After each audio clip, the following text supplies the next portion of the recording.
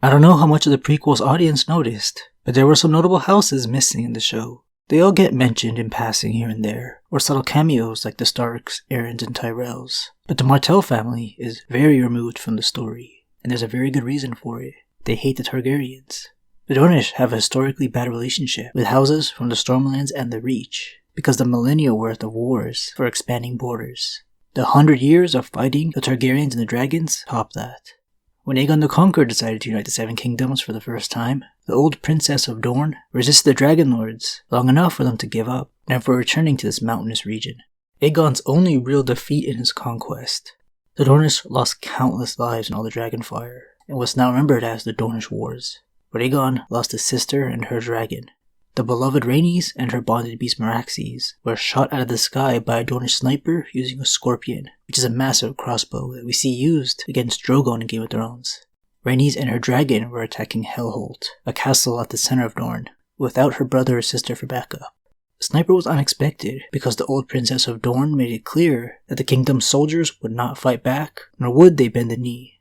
Rhaenys for 6 years was fighting mostly empty castles, while the men retreated to the mountains. This level of stubborn defiance was never seen on Westeros. Any of the Targaryen soldiers that lingered on in their invasion without any protection from a dragon would be ambushed at night and killed, or attacked from an unseen opening in the mountain passes. It became increasingly dangerous for the Targaryens' army to enter the desert. There was a high chance of being tortured, killed, or if you're worthy of a high ransom, you would lose your sword hand before being set free, like in the case of the first Baratheon lord, Aegon's half-brother, Orys Baratheon.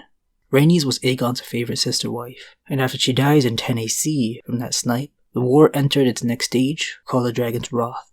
Aegon and his dragon, along with his last living sister wife, Visenya, and her dragon Vhagar, made sure they felt the Targaryens' rage through fire and blood.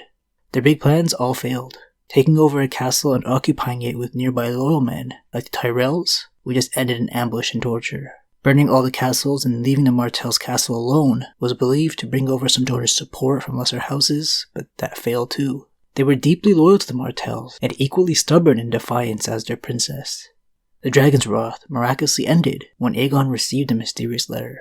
By then, Dorne was a smoking desert, beset by famine, plague, and blight. A blasted land, traders from the free cities called it. Yet House Martell still remained unbowed, unbent, unbroken, as their words avowed. One Dornish knight, brought before Queen Visenya as a captive, insisted that the Princess Maria Martell would sooner see her people dead than slaves to House Targaryen. Visenya replied that she and her brother would be glad to oblige the princess. Age and ill health finally dealt with the dragons and armies could not. In 13 AC, Maria Martell died. Her son, Nymor, succeeded her as Lord of Sunspear and Prince of Dorne. 60 years old, his health already failing. The new Dornish prince had no appetite for further slaughter. He began his reign by sending a delegation to King's Landing to return the skull of the dragon Meraxes and offer King Aegon terms of peace. His own heir, his daughter Daria, led the embassy. Prince Nymor's peace proposal encountered strong opposition in King's Landing. Queen Visenya was hard set against them. No peace without submission, she declared, and her friends on the King's Council echoed her words. Orys Baratheon, who had grown bitter in his later years after losing his sword hand to the Dornish, argued for sending Prince Daria back to her father, less a hand. Aegon Targaryen was on the point of refusing the Dornish proposals and continuing the war. It was then that Princess Daria presented the king with that sealed letter from her father, "For your eyes only, your grace." King Aegon read Prince Nymor's words in open court, stone-faced and silent, while seated on the Iron Throne. When he rose afterward, men said his hand was dripping blood. He burnt the letter and never spoke of it again. But that night he mounted Balerion and flew across the waters of Blackwater Bay to Dragonstone upon its smoking mountain. When he returned the next morning, Aegon Targaryen agreed to the terms proposed by Nymor. Soon thereafter, he signed a treaty of eternal peace with Dorne. To this day, no one can say with certainty what might have been in Daria's letter. Some characters claim it was a simple plea from one father to another, heartfelt words that touched King Aegon's heart. Others insist it was a list of those lords and noble knights who had lost their lives during the war. Certain septons even went so far as to suggest that the missive ensorcelled, that it had been written by the Yellow Toad before her death, using a vial of Queen Rhaenys' own blood for ink, so that the king would be helpless to resist its malign magic. Driven by desperation, one maester suggested, Prince Nymor might have threatened that, should his peace be refused, he would engage the faceless men of Braavos to kill King Aegon's son and heir, Queen Rhaenys' boy, Aenys. Then but 6 years old, no one truly knows. Thus ended the First Dornish War, 4 AC to 13 AC. The fandom on forums and on YouTube like to speculate on what was written on that letter, just like characters in the books, but it's impossible to tell, with so little information given to us. Things were okay for a while. King Aegon and his eldest son Aenys visited the Martells in their castle for a feast of friendship to celebrate 10 years of peace. But below the cordial surface level of nice words, the hate for the Dornish and vice versa was still burning strong. You can't just forget all those lost in the failed war. A lot of Dornish died, but many nobles were handed some nightmarish revenge. In this one, considered the worst case, right before the peace treaty, during the heat of it all, a Dornish lord, known as the Widow Lover, same guy who captured Orys Baratheon, snuck into some noble wedding between a Stormlander and a lady from the Reach, and went nuts. He murdered as much people as he could, along with the men he brought. They went on to force the bride into watching her groom get castrated. The bride and her handsmaid were then raped by all the wedding crashers and sold to slavers. This event was never forgotten. So some racism was born while the kingdoms played nice. The Dornish are pretty different compared to the rest of Westeros. Many have the tan skin you would expect from a desert race, and very different cultural traditions, since the Martells and many others have their origins from a different race of people, from Essos, called the Rhoynar. The Rhoynar, led by a warrior princess named Nymeria, sailed her people here to escape attacking dragonlords from Valyria, looking for slaves and conquest. And now, thousands of years later, they're facing some more dragonlords looking for conquest. The moment Aegon the Conqueror died, some Dornish, led by a rebel leader called the Vulture King, decided to get some more revenge for their people, now that the Conqueror was gone. Princess Doreah Martell claimed she had nothing to do with those rebel attacks and denounced their actions, but didn't do anything to stop them. So many believed she was involved, either funding them or providing whatever they needed. The rebels couldn't do much against the combined Stormland and Reach army, however, in 37 AC. Inspired by this iconic Vulture King, an imitator took on that same name in 67 AC to try and do the same. But this Dornishman couldn't gather nearly as much followers and was cut down too. From then on, a tradition of Vulture Kings was born, where any rebel would just pick up that name and go out for revenge.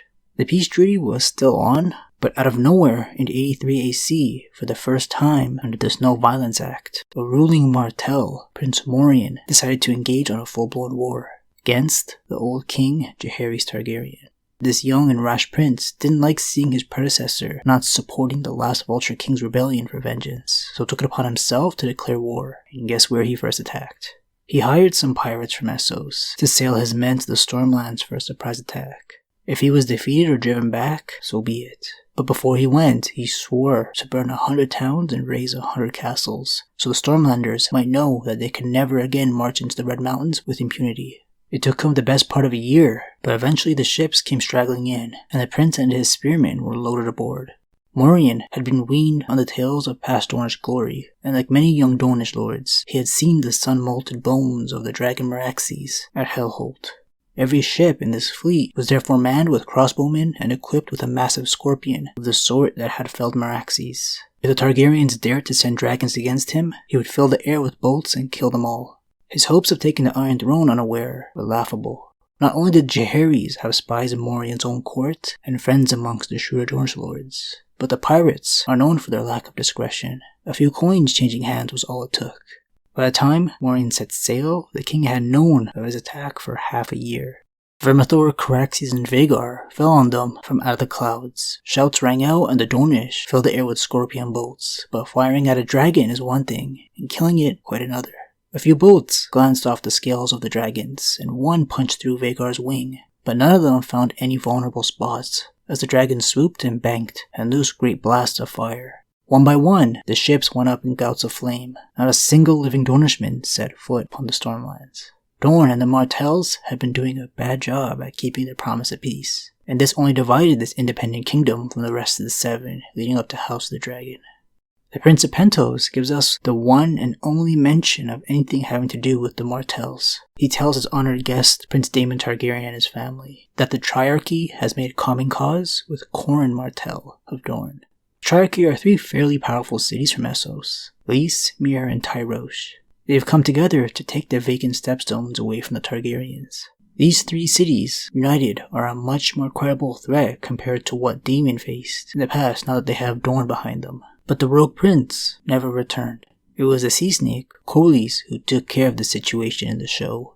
Prince Oberyn Martell gets involved in 110 AC, leading the fighting for his men, once again ignoring the peace treaty that's basically non-existent by this point. Oberyn will probably never make an appearance in the prequel, but he did have one tie-in with King Viserys in the books. The peace-loving king thought maybe if Oberyn married Rhaenyra, Dorne could finally be brought into the Seven Kingdoms and end all this heated tension. We don't know if an envoy or raven was ever sent to attempt an actual betrothal, but likely Rhaenyra just preferred her cousin, Laenor, as a better partner over an unknown and possibly hostile Martell. Oberyn is still alive and well when the Civil War officially kicks off in 129 AC, and in the second season, we'll see the Hightowers and maybe even the Blacks try to get their support. Spoilers, click off the video if you don't want to hear this, but that'll never happen. When Otto foolishly asks for Dorne's support in the books, Prince Oberyn spurned his offer. Dorne has danced with dragons before, he said. I would sooner sleep with scorpions. The way things are going with storylines being cut, this may never even make it to air. That's why I don't really care about spoiling it. If you love the Martells, even after the shit show we saw go down in Game of Thrones, maybe just read or reread A Song of Ice and Fire. There's a whole bunch of them there, with way better characterization and story arcs. More than you can ever ask for. Sprinkled in through the 3rd, 4th, and 5th book.